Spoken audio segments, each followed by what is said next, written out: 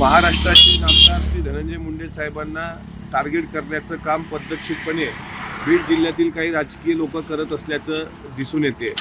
अमोल दुबे प्रकरणात जे तोंडघशी पडलेत ते सुरेश धस आज महायुतीचे आमदार आहेत, मात्र आपल्याला मंत्रिपद मिळालं नाही आणि दोघाही बहीण भावांना मंत्रिपद मिळालं। पंकजाताई आणि धनंजय मुंडे साहेब एकत्र आल्याचा पोटशूळ त्याच्या पोटात उठताना दिसतोय। मात्र या माध्यमातून जाणीवपूर्वक त्यांना टार्गेट करून मला मंत्रिमंडळात स्थान भेटलं नाही या आसूयेपोटी सुरेश धस जे राजकारण करतायत ते मला असं वाटतं कुठतरी थांबलं पाहिजे। त्यांच्यासारख्या मोठ्या नेत्याला हे शोभत नाही।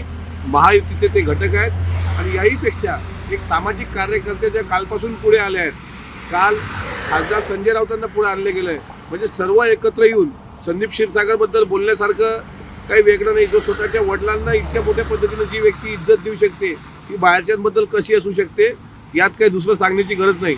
मात्र जाणीवपूर्वक एकाच व्यक्तीचं राजकारण संपवण्याची सुपारी सुरेश धस यांना कुणी दिली, त्यांनी का घेतली याचं स्पष्टीकरण एकदा महाराष्ट्राच्या समोर आलं पाहिजे आणि मस्साजोग प्रकरण वळतं करायला, डायव्हर्ट करायला आणि आपली मागचे काळे कारनामे लपवायला सर्वांनी एकत्र मिळून काही वेगळं राजकारण सुरू केलंय का हे सुद्धा तपासलं पाहिजे।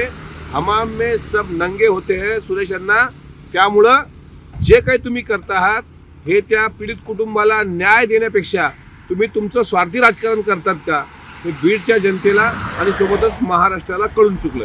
अमोल मेटकरी फार लहान आहे, त्याची पहिली चूक मी त्याला माफ करतो बरं का।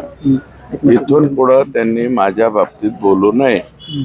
माझ्या बाबतीत बोलल्यावर मी काय म्हणतो, अमोल फार लहान आहे, पहिल्या टर्मचा आमदार आहे, मी 5व्या टर्मचा आमदार आहे, त्यामुळं त्यांनी जरा जपून बोलावं। सुपारी बिपारी असले शब्द किमान सुरेश धसच्या सारख्या माणसाच्या बाबतीत तरी वापरू नये असं मला वाटतं। उद्याच्या मोर्चामध्ये अण्णा तुम्ही सहभागी होणार आहेत का? 100% सहभागी होणार आहे।